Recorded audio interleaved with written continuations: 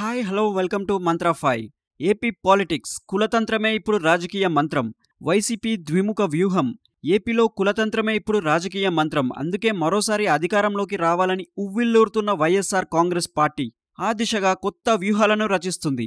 కీలకమైన కాపు బీసీ సామాజిక వర్గాలే టార్గెట్గా ద్విముఖ వ్యూహంతో ముందుకొస్తుంది. అధికారంలోకి రాగానే కార్పొరేషన్ల ఏర్పాటుతో బీసీలను దువ్వే ప్రయత్నం చేసిన సీఎం జగన్ భారీ సంఖ్యలో నామినేటెడ్ పోస్టులను ఆ వర్గం నేతలకు కేటాయించారు.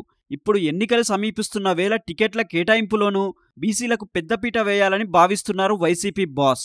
ఆ దశగా ఇప్పటికే ముమ్మరమైన కసరత్తు జరుగుతున్నట్టు తెలుస్తుంది.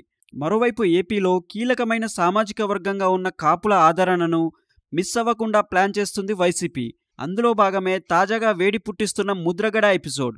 కాపు ఉద్యమ నేతగా ముద్రగడ పద్మనాభం చరిష్మాను వాడుకోవాలనుకుంటున్న అధికార పార్టీ ఆయనకు సముచిత స్థానం ఇవ్వడం ద్వారా ఆ వర్గానికి మరింత చేరువవ్వాలని చూస్తుంది.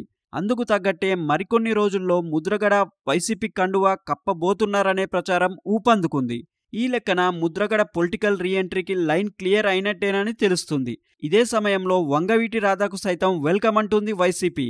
పద్మనాభం ఎన్నికల బరిలో ఉంటారా లేదా అనే విషయమై ఏ క్షణంలోనైనా కీలక ప్రకటన వెలువడొచ్చన్న ప్రచారం జరుగుతున్న వేళ ఇప్పటికే కిర్లంపూడిలోని ముద్రగడ నివాసానికి అభిమానుల తాకిడి ఎక్కువైంది. అయితే ముద్రగడ తన కుమారుడు చల్లారావుకు ఎమ్మెల్యే టికెట్ ఆశిస్తున్నట్టు తెలుస్తుంది. బట్ ఏ నిర్ణయమైనా నాన్న చెప్పిందే ఫైనల్ అంటున్నాడు చల్లారావు సన్ ఆఫ్ ముద్రగడ పద్మనాభం. మరిన్ని ఇంట్రెస్టింగ్ అప్డేట్స్ కోసం మా ఛానల్ని లైక్ చేయండి, షేర్ చేయండి మరియు సబ్స్క్రైబ్ చేయండి. Thanks for watching.